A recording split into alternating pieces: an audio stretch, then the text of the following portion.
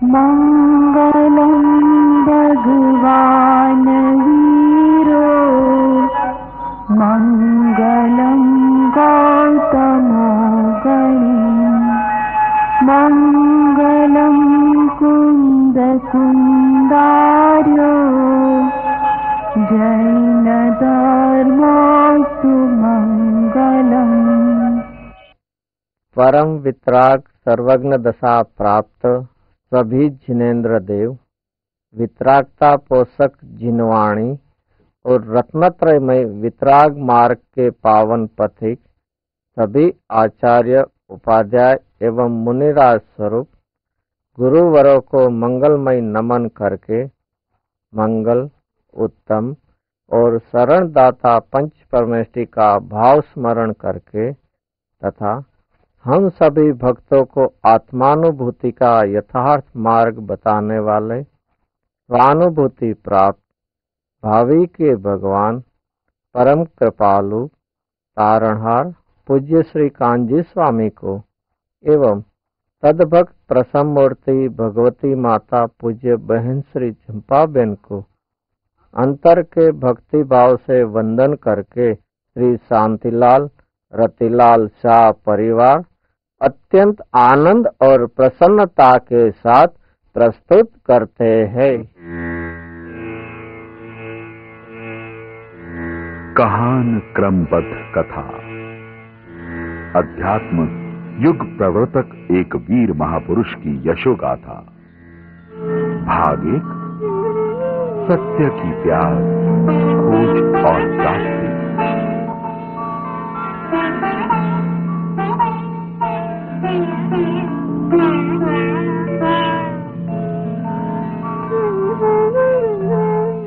नमो लोये सवयंतानम नमो लोये सवसुदानम नमो लोये सवायरियान नमो लोये सौजयनम नमो लोये सौत्रिकालवती सावनम।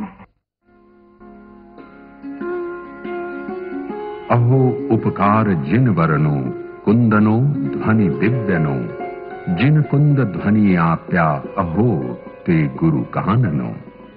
भारतीय धर्म विचार की चिंतन धारा में जैन तत्व ज्ञान का प्रदय अनन्य है। अनेक तीर्थंकरों, शास्त्रों और आचार्यों ने ज्ञान के विकास की पगडंडी बताई है। अति प्राचीन तीर्थ स्थान, गहन गंभीर और सूक्ष्म सत्य सिद्धांत तथा महापुरुषों की जीवन साधना आदि से समृद्ध जैन धर्म ने मानव मात्र के शाश्वत कल्याण का मार्ग बताया है। अपनी यथार्थ अस्थि के स्वानुभव पूर्वक सम्यक श्रद्धा और ज्ञान सहित मोह राग द्वेष ममता रूपी गांठ रहित निर्ग्रंथ अर्थात आचार्य, उपाध्याय और साधु ने आत्मस्थिरता द्वारा मन वचन काय के योगों को मर्यादा में लाकर तथा समस्त इंद्रियों पर विजय प्राप्त करके सर्व दोषों से मुक्त होने के लिए मोक्ष मार्ग में अग्रसर हुए। इस मोक्ष मार्ग की साधना करके ही उन्होंने पूर्ण वीतराग और सर्वज्ञ दशामय अरिहंत पद प्राप्त किया और आयु पूर्ण होने पर अशरीरी सिद्ध पद प्राप्त किया। अरिहंत अर्थात राग द्वेष को पूर्ण रूप से नष्ट करने वाले पूर्ण वीतरागी और त्रिकाल त्रिलोकवर्ती समस्त पदार्थों के ज्ञाता दृष्टा सर्वज्ञ अर्थात तीन काल तीन लोक को जानने वाले देवाधिदेव परमात्मा, जिसके द्वारा संसार सागर तेरा जाए। ऐसे सम्यक दर्शन ज्ञान चरित्र रूप तीर्थ के कर्ता होने से और तीर्थंकर प्रकृति का उदय होने से वे तीर्थंकर भी कहे जाते हैं। वे संसार समुद्र को स्वयं तैरते हैं और अनंत जीवों को भी तारते हैं, इसलिए जहाज के समान तरण तारण हैं। वे धर्म का सत्य स्वरूप समझाकर सनातन मोक्ष मार्ग प्रकट करके जगत का कल्याण करते हैं। जैन धर्म संसार रूपी गड्ढे में गिरते हुए जीवों का आधार है, आलंबन भूत है और उसके प्रकाशक तीर्थंकर भगवंत हैं। मोह ममता रूप अंतरंग शत्रुओं को जीतने के लिए पवित्र आत्म साधना ही समर्थ है और ये साधना ही वास्तव में जैन धर्म है।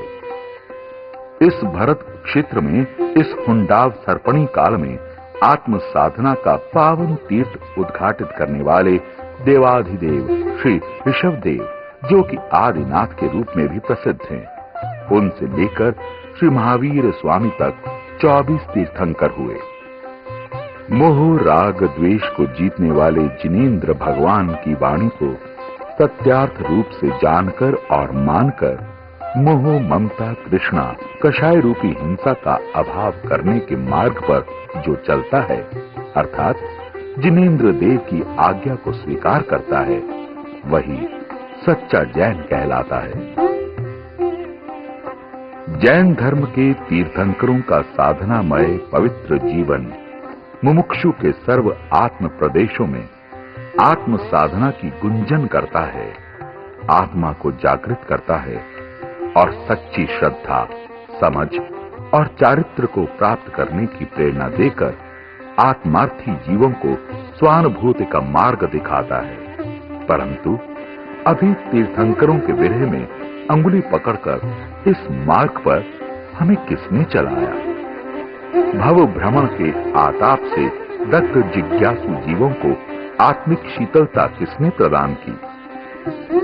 परम महिमावंत तीर्थंकर भगवंतों की पहचान करा के उनके द्वारा प्रतिपादित मोक्ष मार्ग की आराधना करने की विधि किसने बताई?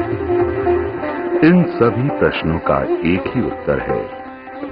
श्री सिमंदर भगवान का दिव्य संदेश भरत क्षेत्र में लाने वाले सिमंदर दूत, सिमंदर के लघुनंदन, वीर मार्ग प्रकाशक, समय सार आदि सत्य श्रुत का रहस्य सुलझाने वाले श्री कुंद कुंदादि आचार्यों का हृदय खोलने वाले सिद्ध पद साधक मुनिवरों के परम भक्त, अध्यात्म योगी, अचिंत्य ज्ञान वैभवधारी, भव्य भक्तों के तारणहार, दिव्य द्रव्य दृष्टि धारक, सम्यक रत्न सुशोभित, आत्मानुभवी संत पूज्य श्री कांजी स्वामी, कांजी स्वामी, कांजी स्वामी। कौन है ये कांजी स्वामी? पूज्य भगवती माता बहन श्री चंपाबेन के शब्दों में कहें तो गुरुदेव ही थे। उन्हें अंतर में चैतन्य चमत्कार प्रकट हुआ था। उनकी दिव्य मुख मुद्रा पर ज्ञान वैराग्य की निष्प्रहता भरी खुमारी दिखती थी। उनकी आंखों में चैतन्य का तेज और चमत्कार था। उनको निहारते ही ऐसा लगता था कि ये महापुरुष है। गुरुदेव में शास्त्रों में भरे हुए गहन भावों को खोलने की अजब शक्ति थी। उन्हें शुद्ध की लब्धि थी। प्रवचन में व्यक्त होने वाले गंभीर भावों को सुनते हुए बहुत बार ऐसा लगता था कि ये क्या शुद्ध सागर उछल रहा है। ऐसे गंभीर भाव कहां से निकलते हैं? गुरुदेव जैसी वाणी और कहीं नहीं सुनी। उनकी अमृत वाणी के रणकार कितने मीठे थे, मानो सुनते ही रहे। उनके जैसा आत्मस्पर्शी एक वाक्य भी कोई बोल नहीं सकता। अनुभव रस से भरपूर उनकी दृढ़ वाणी का पड़कार कोई निराला ही था। पात्र जीवों का पुरुषार्थ जागृत कर दे और मिथ्यात्व को चकनाचूर कर दे, ऐसी दिव्य वाणी थी। हम सबका भाग्य है कि गुरुदेव की वो मंगलमय कल्याणकारी वाणी टेप रिकॉर्डर में उतरकर जीवंत रह गई। कल्याण मूर्ति कृपालु गुरुदेव का हम सब पर अनंत अनंत उपकार है। गुरुदेव का जितना बहुमान करें, जितना गुणगान करें, उतना कम है। हे गुरुदेव, आपकी अध्यात्म घोलन को प्रतिबिंबित करती अति गंभीर मुख मुद्रा निज शुद्धात्म तत्व के प्रत्यक्ष अनुभव ज्ञान का चित्रण करता हुआ स्पष्ट संदेह रहित मुख कमल अलौकिक आदर्श रूप पवित्र जीवन और मानो अंतर के अतीन्द्रिय आनंद को झेल रहा हो। ऐसा प्रसन्न निर्दोष हास्य तथा स्वरूप सन्मुखता के प्रखर पुरुषार्थ को दिखाने वाली दृढ़ मुखाकृति हजारों मुमुक्षियों के हृदय कमल को प्रफुल्लित कर देती थी। भगवान आत्मा भगवान आत्मा, भगवान आत्मा। इस प्रकार जीवन की अंतिम श्वास तक ज्ञान के घन पिंड, आनंद रसकंद, ऐसे पवित्र भगवान आत्मा के गीत गाने वाले और उसकी ही श्रद्धा ज्ञान आचरण की प्रेरणा देने वाले युगांतरकारी सत्पुरुष श्री कान्जी स्वामी को हजारों श्रोताओं की सभा में प्रवचन देते देते भी क्षण भर को ही सही अपनी आत्मा में स्थिर होते जम जाते हुए हजारों आंखों ने देखा है। वे क्या कहते हैं, उनके कहने का भाव क्या है, ये समझने वाले लोग भले ही कम हों, परंतु ऐसा अनुभव तो सभी को अवश्य हुआ है कि गुरुदेव जो कुछ भी कह रहे हैं वो जानकर, देखकर और अनुभव करके कह रहे हैं। उनकी बात अंतर की गहराई से आ रही है, मात्र कहने के लिए नहीं। सभा चाहे छोटी हो या बड़ी, श्रोता परिचित हो या अपरिचित, वे एक आत्मा की ही बात कहते। भीतर कुछ और बाहर कुछ, ऐसी विसंगति विरुद्धता उनके जीवन में कभी भी नहीं देखी गई। निर्मल दर्पण के समान उनका जीवन सीधा सादा और सरल था। उनकी वाणी में किसी की भी निंदा नहीं होती थी। निंदा कौन कर रहा है, क्यों कर रहा है, इसकी परवाह किए बिना सत्य की स्थापना करते और साधना के मार्ग पर अडिग रहते। विरोधियों के प्रति तो उनकी वाणी में करुणा बरसती। आत्म कल्याण की बात आगम की साक्षी पूर्वक तर्क से सिद्ध करके और आचार्यों संतों को हृदय में रखकर अनुभव प्रमाण से अति नम्रता पूर्वक परंतु दृढ़ता से करते। जीवन को धर्ममय बनाने वाले गुरुदेव श्री लौकिक बातों से बहुत दूर रहते थे। इस कलि काल में एक ही पुरुष के जीवन में पवित्रता और पुण्य का सहज संयोग होना अति दुर्लभ है। परम पूज्य गुरुदेव ऐसे युग पुरुष थे जो पवित्रता और पुण्य दोनों के धनी थे। उनके स्वर्ण जैसे पवित्र जीवन में पुण्य रूपी सुगंध मिली थी।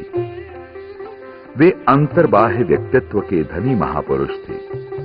एक ओर जहां स्वच्छ श्वेत परिधान से सर्वांग ढकी एकदम गोरी विराट काया, उस पर उगते सूर्य समान तेजस्वी उन्नत भाल तथा कभी अंतर्मग्न, कभी गंभीर एवं कभी अंतर में से प्रकट आनंद हिलोर से खिलखिलाते गुलाब के पुष्प जैसा ब्रह्म तेज से जगमगाता मुखमंडल हजारों श्रद्धालुओं को, चाहे वे उनकी वाणी में से कुछ भी न समझें, तो भी मंत्रमुग्ध करता था। वहीं दूसरी ओर स्वभाव से सरल, संसार से उदास, निरंतर आत्मानुभव एवं स्वाध्याय में मग्न, विरोधियों के प्रति भी करुणा और समता रखने वाले, निराभिमानी होने पर भी सिद्धांतों की कीमत पर कभी न झुकने वाले, अत्यंत निष्प्रही और दृढ़ श्रद्धानी, गणधर जैसे विवेकी, वज्र से भी कठोर पर पुष्प से भी कोमल गुरुदेव श्री का अंतःकरण बड़े बड़े विद्वानों के आकर्षण का केंद्र बना हुआ था। कहान गुरु के व्यक्तित्व में एक तेज आभा थी। उनके चारों ओर ज्ञान के तेज का आभा मंडल रचा हुआ था।